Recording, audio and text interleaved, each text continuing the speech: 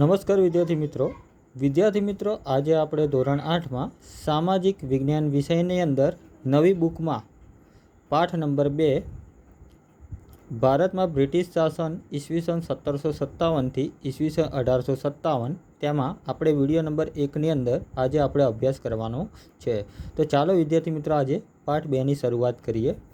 વિદ્યાર્થી મિત્રો અહીંયા લખ્યું છે કે પ્લાસીના યુદ્ધ પછી મીર જાફરને હટાવીને અંગ્રેજોએ મીર કાસિમને નવાબ બનાવ્યો હતો। આ પ્લાસીના યુદ્ધ જ્યારે આપણે થયું ત્યારે કોને હટાવે છે? મીર જાફરને હટાવી નાખવામાં આવે છે। ત્યાર પછી અંગ્રેજોએ કોને બનાવે છે? મીર કાસિમને નવાબ બનાવવામાં આવે છે। પણ તેના શાસનમાં બંગાળમાં કરમુક્ત ખાનગી વેપાર કરવાની બાબતમાં અંગ્રેજોને તેની સામે વાંકવું પડ્યું। હવે વાત કરી છે બંગાળમાં કરમુક્ત ખાનગી વેપાર ચાલતો હતો, જેમાં અંગ્રેજોને તેની સામે વાંકવું પડ્યું। એટલે બંગાળના નાગરિક અને અંગ્રેજો વચ્ચે શું થાય છે? એ સામે યુદ્ધ કર્યું। ત્યાર પછી લખ્યું છે બક્સરના આ યુદ્ધમાં અંગ્રેજોની શું થાય છે? જીત થઈ ગઈ અને બક્સરના જે નાગરિકો હતા તેમની હાર થઈ જાય છે અને અંગ્રેજોની જીત થાય છે। ત્યારબાદ ક્લાઇવે અવધના નવાબ અને મુગલ બાદશાહ સાથે શું કરવામાં આવે છે? સંધિ કરવામાં આવે છે। સંધિ મુજબ અવધના નવાબે કંપનીને 50 લાખ રૂપિયા આપવાનું સ્વીકાર્યું હતું। બરાબર। સંધિ મુજબ અવધના નવાબે કંપનીને 50 લાખ રૂપિયા આપવાનું સ્વીકાર્યું અને મુગલ બાદશાહ શાલમ બીજાને કંપની વાર્ષિક 26 લાખની ખંડણી આપે તેના બદલામાં બંગાળ, બિહાર અને ઓડિશાની દીવાની સત્તા આપવાની હતી। ત્યાર પછી 12 ઓગસ્ટ 1765માં ઈસ્ટ ઇન્ડિયા કંપનીને મુગલ બાદશાહે બંગાળની દીવાની સત્તા આપી અને અંગ્રેજોની ભારતમાં રાજકીય સત્તા શરૂ કરવામાં આવી હતી। તો વિદ્યાર્થી મિત્રો આ છે કોર્નવોલિસનો ફોટો આપેલો છે। વિદ્યાર્થી મિત્રો હવે જોઈએ આપણે જાણવું આપણને ગમશે। અહીંયા લખ્યું છે કે અંગ્રેજોએ કંપનીની આવકમાં વધારો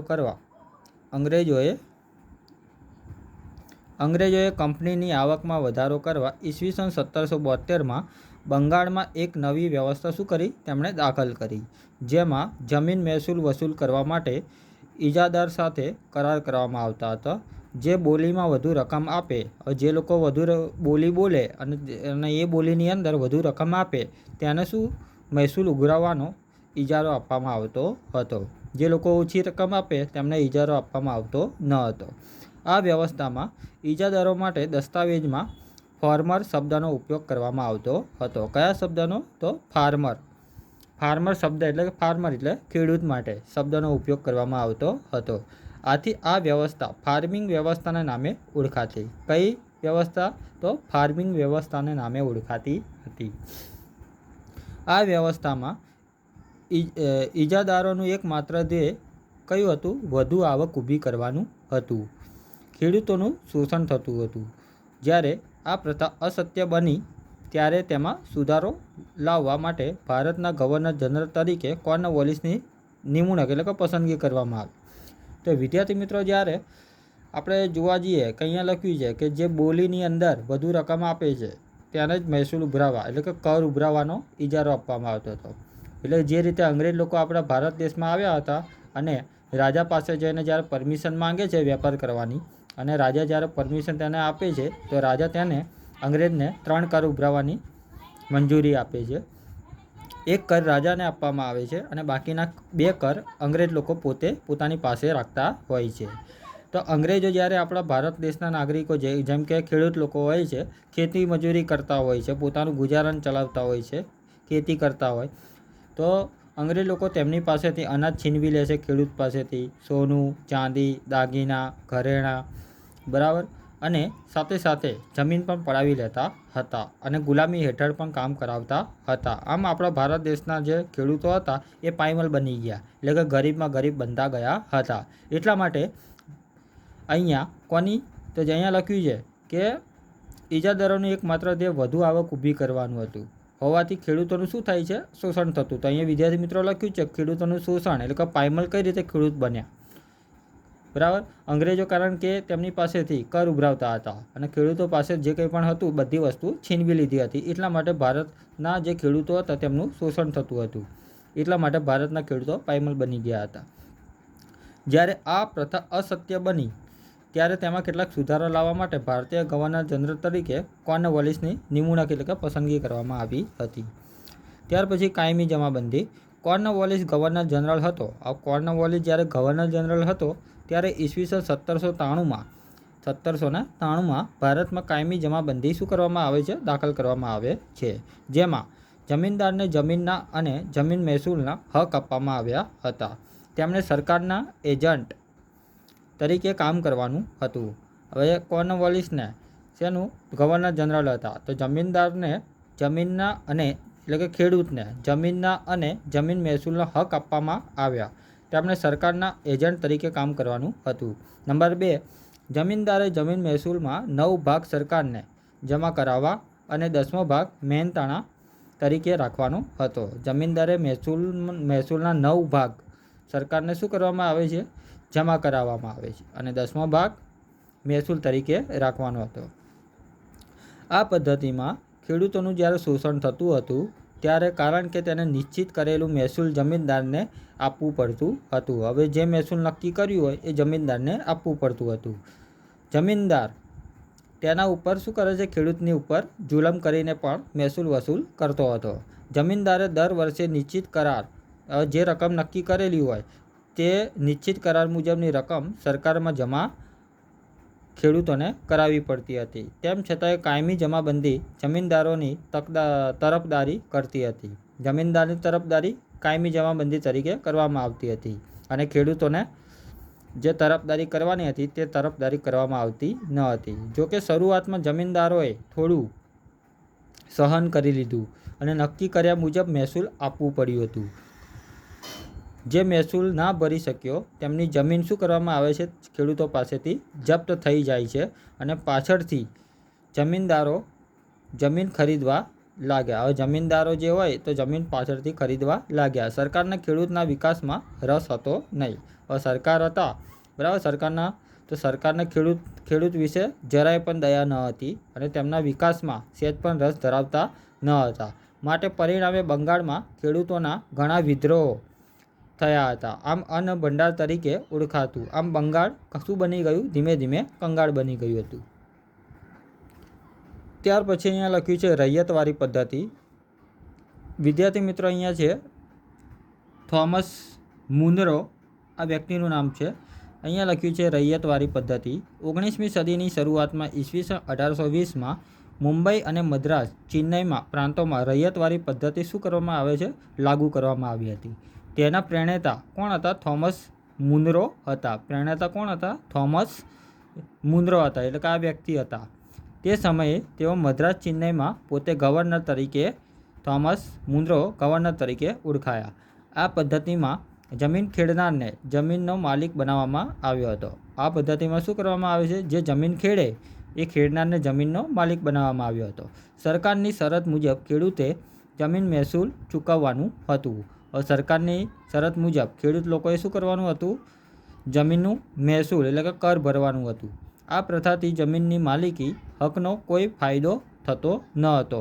તેના કારણો આ મુજબ હતા. પહેલું, જમીનનું વધારે પડતું મહેસૂલ, બરાબર.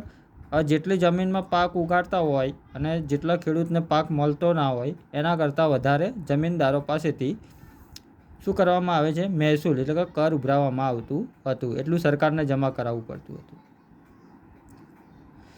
સરકાર ઈચ્છે ત્યારે જમીન મહેસૂલમાં વધારો કરવાનો હક ધરાવતી પણ હતી. કોઈપણ સ્થિતિમાં અનાજ ન પાકે કે નાશ પામે તો પણ રૈયતે જમીન મહેસૂલ તો આપવું પડતું હતું. જે ખેડૂત લોકો હતા ખેતરમાં ભલે પાક ઉગે કે ના ઉગે તો પણ સરકારને શું કરવું પડે છે? કર આપવું પડતું હતું. ત્યાર પછી આગળનો પોઈન્ટ લખ્યો છે મહાલવારી પદ્ધતિ.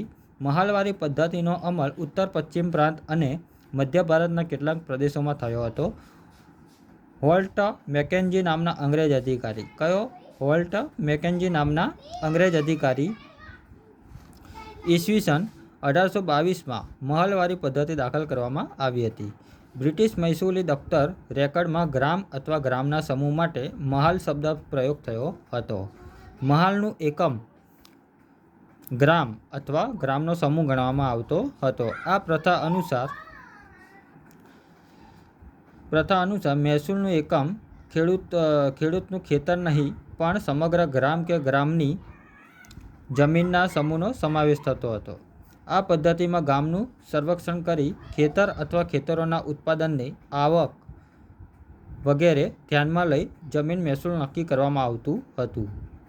આથી આ પદ્ધતિ મહાલવાર પદ્ધતિ તરીકે ઓળખાય છે. જમીન મહેસૂલ વસૂલ કરવાની જવાબદારી ગામના મુખીને ગામના જે મુખી હોય છે તેને સોંપવામાં આવે છે. જે મહેસૂલ વસૂલ કરવાની જવાબદારી જે ગામમાં જે મુખી હોય તેને સોંપવામાં આવતી હતી. અંગ્રેજોએ પરંપરાથી ચાલી આવતી જમીન વ્યવસ્થામાં મૂળભૂત કેટલાક ફેરફારો કર્યા. પરિણામે ભારતીય ગામોની સ્થિરતા, સ્થાયકતા અને સાતત્ય છિન્ન ભિન્ન થઈ ગયા. એટલે કે ભારતના જે ખેડૂતો હતા, બરાબર, તેમનું જે જમીન છિન્ન ભિન્ન, અનાજ પણ બધું છીનવાઈ ગયું, પૈસા પણ લઈ લીધા અને ગરીબના જે ખેડૂતો હતા આપણા ભારતના એ બધા પાયમાલ બની ગયા, ગરીબમાં ગરીબ બનતા ગયા. એટલા માટે ભારતના નાગરિક પાસે જે કંઈ પણ હતું બધું છિન્ન ભિન્ન થઈ ગયું. હવે જાણવું આપણને ગમશે. ઈસવીસન 1765માં બંગાળમાં દીવાની સત્તા પ્રાપ્ત કર્યા પછી કંપનીએ તેના કર્મચારી પાસે બંગાળની વાર્ષિક ઉપજની માહિતી એકઠી કરાવી હતી. કારણ કે બ્રિટન માટે બંગાળનું મૂલ્ય યુરોપમાં નિકાસ માટે ખેત પેદાશો આપનારું ક્ષેત્ર ગણવામાં આવતું હતું. આથી તેણે ખેત પેદાશો ઉપર શું કરી તેમણે એક પ્રકારની પકડ જમાવી હતી. આપણે કઈ કઈ ખેત પેદાશો વિશે નિકાસ કરીએ છીએ અને કઈ કઈ આયાત કરીએ છીએ, શા માટે? તો ચલો આપણે તેના વિશે પેરેગ્રાફ આપણે સમજીશું.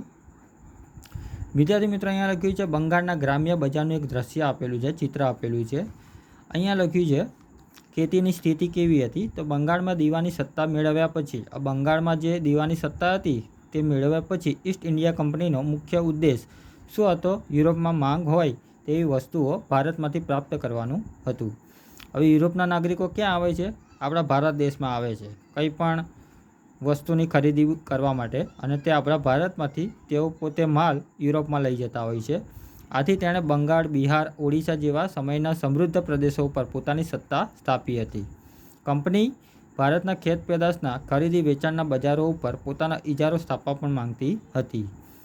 જે ભારતના ખેત પેદાશો એટલે ભારત દેશમાં જે કંઈ પણ અનાજ છે, કારખાના છે, ઉદ્યોગો છે, બરાબર, દરેક વસ્તુની ખરીદી વેચાણના બજારો ઉપર પોતાનો ઇજારો સ્થાપવા માંગતી હતી. ઇંગ્લેન્ડમાં નિકાસ કરવાની જે જરૂરી વસ્તુઓ હતી તેમાં ખેત પેદાશો શું ગણવામાં આવે છે? મુખ્ય ગણવામાં આવે છે.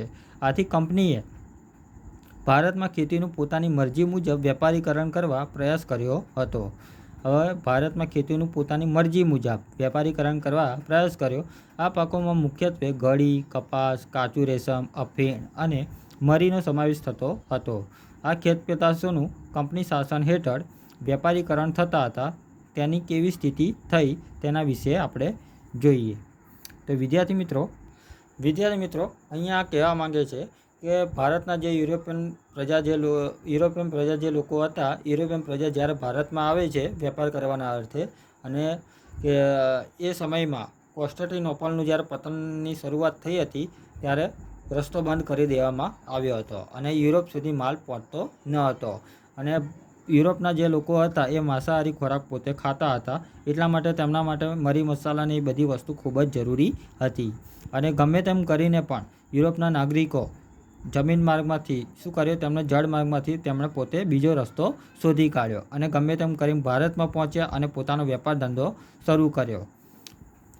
આમ વેપારીકરણ થતાં ભારતમાં તેની સ્થિતિ, તેના વિશે આપણે જોઈ ગયા. તો વિદ્યાર્થી મિત્રો, અહીંયા વિડીયો નંબર 1 અહીંયા પૂર્ણ થાય છે.